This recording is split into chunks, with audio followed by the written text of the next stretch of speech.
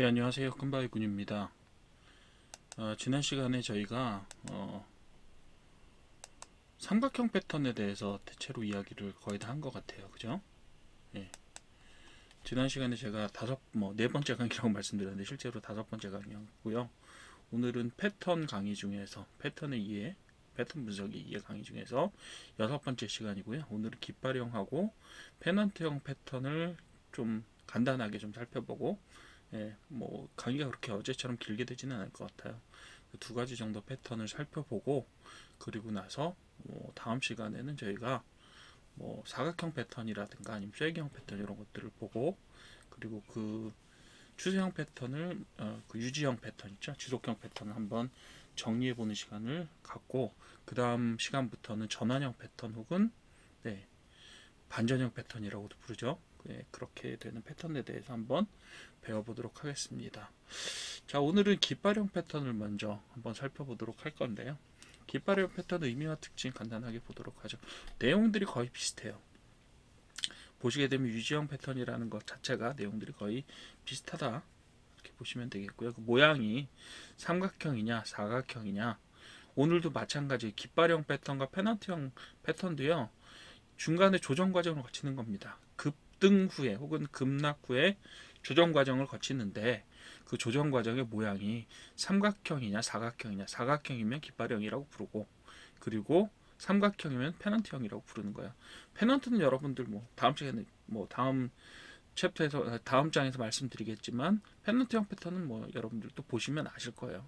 근데 이 페넌트형 패턴하고 깃발형 패턴도요, 중간에 사각형이 들어있고 삼각형이 들어있어서 그렇지, 페넌트형 패턴은 실제로 보시게 되면 삼각형 패턴에다 위아래에 어떤 손잡이, 그리고 이탈하는 모양을 보여주는, 이탈 추세를 이탈 추세로 유지되는 그런 모습을 보여주는 그런 것에 불과해요. 그러니까 어떻게 보면 다양하게 보여지는 모습 중에서 삼각형이나 사각형으로 만들어지는 모습들을 정리해 놓은 것이 바로 유지 패턴이다라고 보셔도 큰 문제는 없을 것 같아요.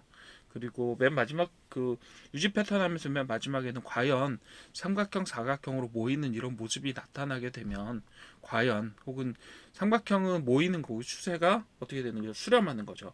사각형은 진동하는 거예요. 그죠? 박스권을 만드는 거예요. 그 박스가 기울어진 박스이거나 평행한 박스이거나 여러 가지 모양이 있을 수 있겠으나, 어쨌든 박스권을 만드는 거 사각형이라고 부르죠. 그리고 수렴하는 추세를 만드는 거, 그걸 보고 저희가 삼각형 혹은 페넌트 패턴이라고 불렀어요. 쐐기형 패턴이라고 부르기도 해요. 그 모양들을 간단하게 좀 살펴보면서 보도록 하겠습니다. 자, 깃발형 패턴의 의미와 특징, 저희가 보게 되면 강한 가격 추세 혹은 상승 혹은 하락 마찬가지입니다. 그 후에 뭐가 나타난다고요? 짧은 기간에 횡보가 나타난다라고 했는데, 횡보가 나타납니다. 그게 아래 보시는 그림대로 이렇게 올라오다가, 올라오는 패턴에서 사각형 패턴이 내려가는 조정을 할 수도 있고요, 평행한 조정을 하는 경우도 있고, 약간 완만하게 각도가 변경되는 그런 모양을 하는 경우는 있어요. 어쨌든 간에 그 결과는 어떻게 되죠? 기존에 올라왔던 급등 패턴과 유사하게 계속해서 상승하는 추세를 갖게 됩니다. 하락 추세에서도 마찬가지입니다. 하락 추세에서도 이렇게 내려오다가 여기서는 상승하는 모양을 가졌지만, 이게 평행 혹은 내려가는, 완만하게 각도가 조정되는 경우도 있어요. 그 다음에 최종적으로 어떻게 되죠? 하락 추세로 다시 돌아섭니다. 이렇게 되는 게 바로 뭐예요? 깃발형 패턴입니다. 왜 깃발형 패턴이라고 붙었겠어요? 요 사각형 부분이 깃발의 플래그, 몸통, 깃발 부분이 되겠고, 요걸 보고 뭐라고 그러냐, 폴이라고 불러요. 저희가 깃대라고 부르죠. 흔히 깃대라고 부릅니다. 그래서 급등하고 하는 부분들 깃대라고 부르고, 마찬가지로 떨어지는 깃발에서는 어때요? 급락하는 요걸 보고 깃대, 봉, 깃대라고 부르는 거예요. 봉이라고 부르고, 이걸 뭐라고 불러요? 깃발 몸통이라고 부르면, 깃발, 그 흔들릴 깃발이라고 보면 되겠죠. 깃발 몸이라고 부르면 되겠죠. 요거에 대해서는 이름은 없어요. 그냥 추세 전환이 되는, 추세 전환이 아니라 추세 유지가 되는 그런 거라고 보시면 되겠고요. 자, 깃발대와 깃발 돌파 구간, 이렇게 세 개로 구분된다. 보이시죠? 깃발대, 그리고 깃발, 그리고 이탈, 돌파.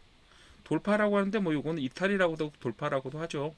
예, 상향으로 돌파하는 경우도 있고 하향으로 돌파하는 경우도 있습니다. 그래서 기존의 추세가 잠시 조정되었다가 다시 지속될 가능성이 높다는 신호로 해석하는 경우가 많다. 꼭 그런 건 아닙니다. 예, 나중에 보여드릴게요. 또 예. 자, 깃발 그림 한번 그려봅시다. 뭐 이거는 간단해요, 그죠? 되게 간단해서, 자, 첫 번째로 상승하는 추세가 이렇게 있죠. 급등세가 있다가 깃발을 만들고 다시 이탈해서 급등하죠. 보이시죠? 거의 뭐 굉장히 가파르게 급등하네요. 그죠? 요걸 보고 뭐라고 불러요? 예, 깃대, 봉이라고 부르고, 요걸 깃발이라고 부르고, 여기가 뭐예요? 이탈 구간. 이렇게 보시면 되겠어요. 오른쪽에 보시는 건 하락 패턴에서 나타나는 깃발인데, 깃발이 제법 길어요. 길이가. 그죠? 급락을 하고, 예, 뭐 하루 이틀 사이에 떨어지는 건 아니지만 급락을 하죠. 이렇게 급락을 하고, 어때요? 상당히 긴 길이의 깃발을 만들고 나서 상하로 진동하는 박스권을 만들고 나서 어떻게 되죠? 예, 다시 급락합니다. 여기 이탈 구간. 예, 선행하는 요 부분들을 깃대, 요걸 깃발 이렇게 부르는 거죠. 되셨죠? 이게 깃발형 패턴이에요. 어렵지 않죠? 이런 경우에는 뭐 어떤 경우가 많다? 추세가 지속되는 경우가 더 많다. 이렇게 보시면 되겠습니다. 하나만 더 해보죠. 페넌트형. 자, 페넌트는 뭐냐면 여러분들 깃발 중에서 삼각형 깃발 있죠? 이걸 보고 영어로 페넌트라고 불러요. 저희가 페넌트라고 부르고, 저희 뭐 그 축구 경기 같은 거 하시게 되면, 국가 간 축구 경기라면 주장들이 삼각형 깃발 같은 거, 국가를 상징하는 삼각형 깃발 같은 거 가지고 나가서 뭐 축구협회 뭐 상징 이런 거 들고 나가서 교환을 합니다. 페넌트 교환이라고 보통 부르는데, 그 삼각형 깃발을 얘기해요. 그걸 보고 페넌트라고 부릅니다. 자, 의미와 특징, 이것도 역시 마찬가지입니다. 깃발형 패턴과 유사한 계속형 패턴 혹은 지속형 패턴, 유지형 패턴 이렇게 부릅니다. 예, 의미는 똑같아요. 그냥 가는 거예요, 그대로. 뭐 이걸 뭐라고 부르든 상관없어요. 어떤 뭘 꼭 고집해야 된다 이런 필요 없고, 의미만 잘 통하면 됩니다. 유지든 지속이든 계속이든 똑같은 말이잖아요. 그죠? 그렇게만 해주시면 됩니다. 그래서 강한 가격 추세 후에 나타나는 짧은 기간의 조정인데, 이 조정 구간이 뭘로 나타난다? 박스형이나 진동하는 형태로 나타나는 게 아니라 수렴하는 형태로 나타난다. 즉 이런 경우에는 뭐 대칭 삼각형에 가까운 형태가 더 많습니다. 어쨌든 삼각형을 형성해요. 근데 상승에서는 보통 우리가 삼각형 얘기할 때 뭐라고 했어요? 상승 삼각형 이렇게 얘기했었죠. 그죠? 상승 삼각형이라 저점을 높여가는 형태로 나타나는 경우도 이렇게 있고요. 그리고 이렇게 대칭 삼각형 형태로 나타나도 문제 없습니다. 예, 떨어질 때도 마찬가지. 여기에 깃대가 있고, 여기 페넌트가 있고, 그리고 이탈, 예, 구역이 있죠. 이탈 구간, 오 돌파 구간. 제가 지난번 여기에서는 이탈로 돌파로 썼군요. 제가 이탈하고 돌파로 쓰시면 되겠습니다. 그래서 저도 의미가 또 동일한 의미다 보니까 이탈이나 뭐 돌파나, 그죠? 예, 거의 비슷한 의미로 씁니다. 예, 그렇게 보시면 될 것 같고요. 강한 추세가 조정되는데, 그 강한 추세 조정이 어떤 식으로 수렴하는 방식으로 이루어진다. 이렇게 삼각형으로. 알겠죠? 저점과 고점이 서로 붙죠.